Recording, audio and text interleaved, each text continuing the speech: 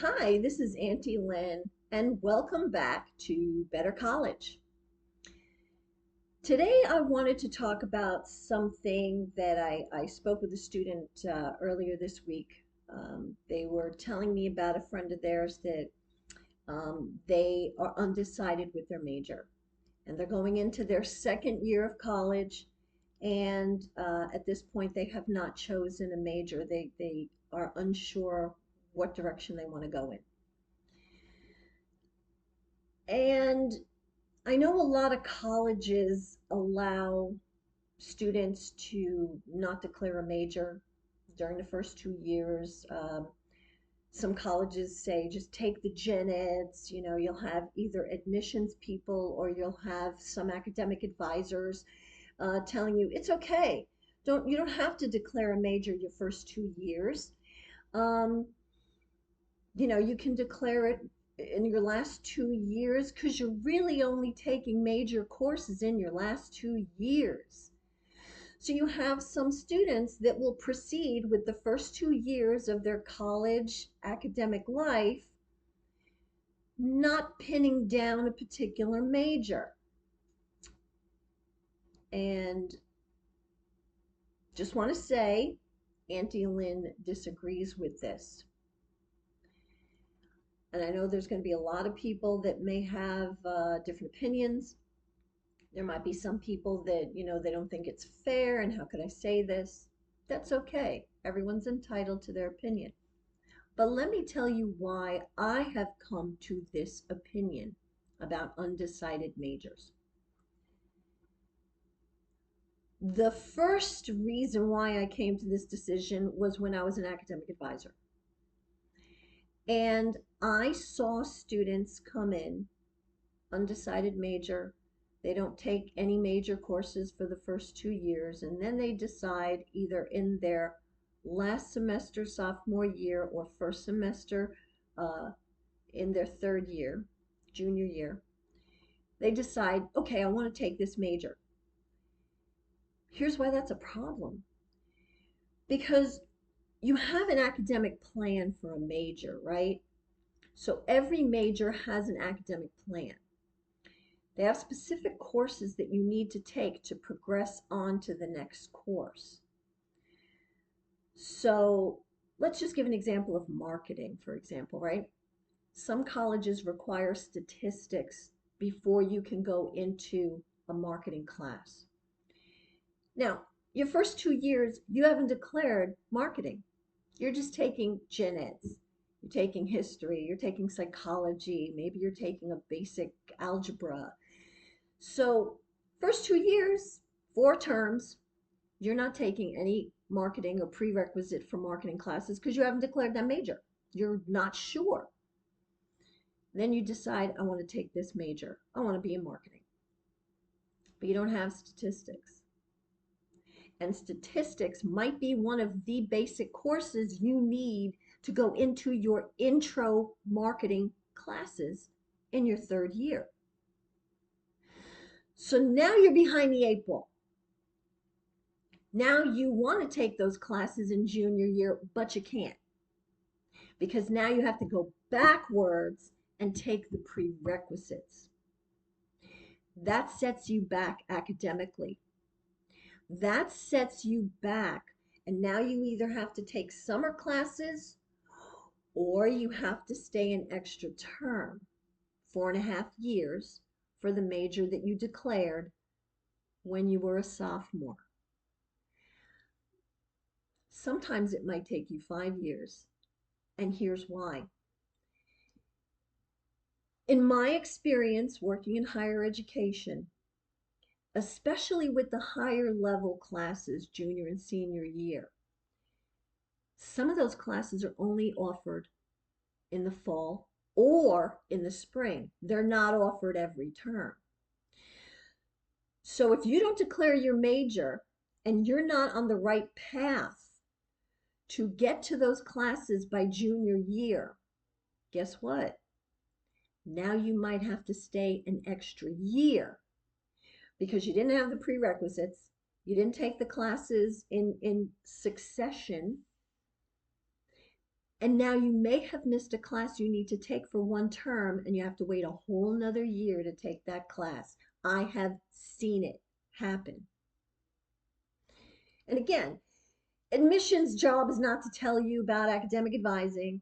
And in some academic advising, especially if you're undecided, you're going to go into like an exploratory advising scenario where they may or may not advise you according to a specific major. They'll just advise you for gen ed.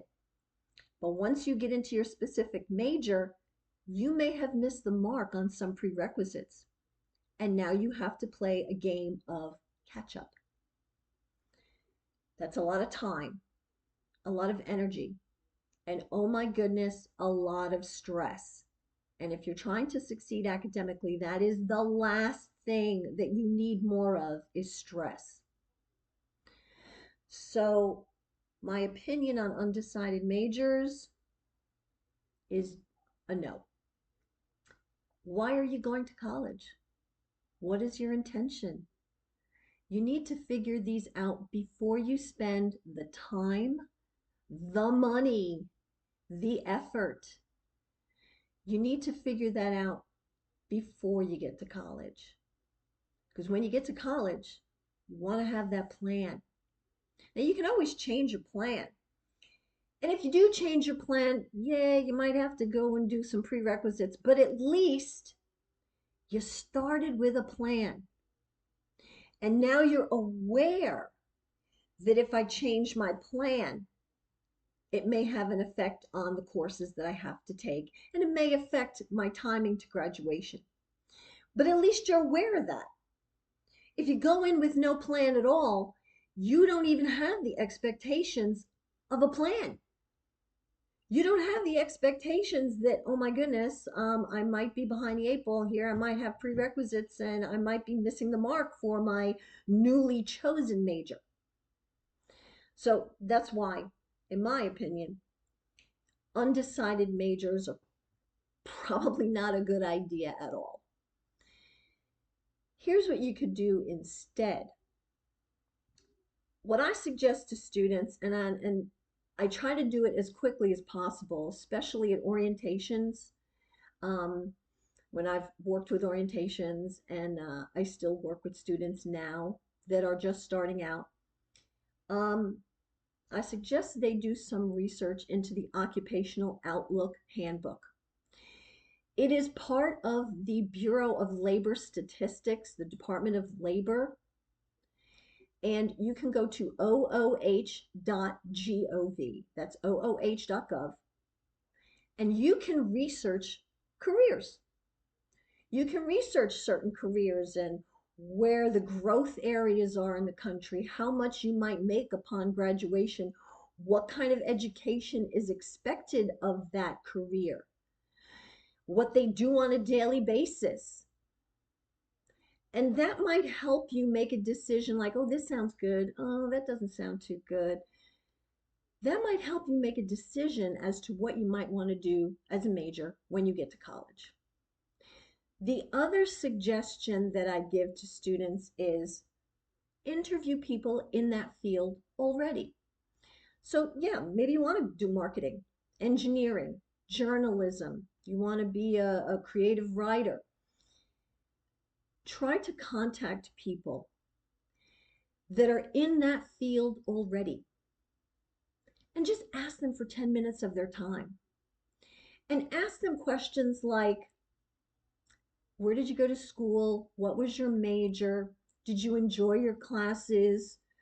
Was it easy to find a job when you graduated? Where did you find a job when you graduated? Did you like it? Do you like your job now? Do you feel content with this career choice? It really doesn't take much time.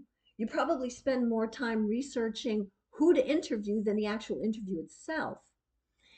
But that is a big help.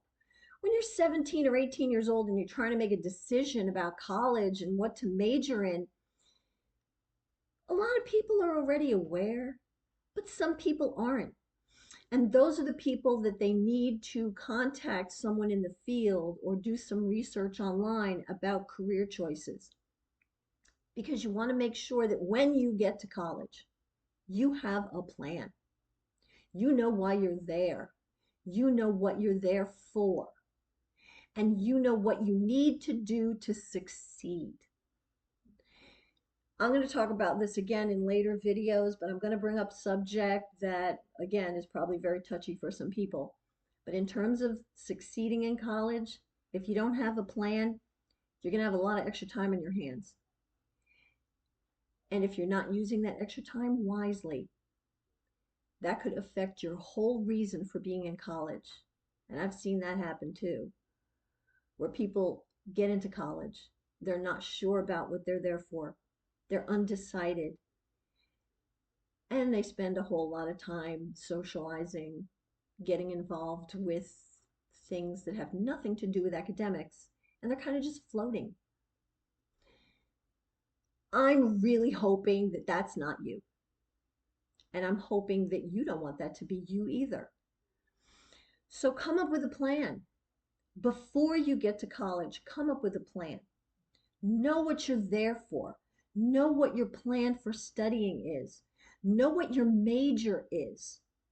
So you can succeed from the get-go. And you don't turn around and have to find out later on, oh my gosh, I missed this prerequisite. Oh my gosh, I missed this class. Oh my gosh, it's going to take me another semester or another year to finish. Now, here's the other downside of not having a plan and not deciding your major upon entry to college. Financial aid is limited. So I'm not sure if some students or families think that financial aid, just keeps going forever. It doesn't. So if you're a student like me and you were relying, you're a working class kid for a working class family, you're relying on financial aid to help you pay for college. There's a limit. And if it's going to take you 4.5 or 5 years to finish your program because you didn't declare a major and you had to play catch up, you might run out of financial aid. Pell Grant has an aggregate, and that means it's a limit. And again, I've seen students that either they transfer to different colleges because they're not sure what their major is, so they transfer to a different college thinking that they'll figure it out. And after transferring for 2 or 3 times, they run out of Pell Grant.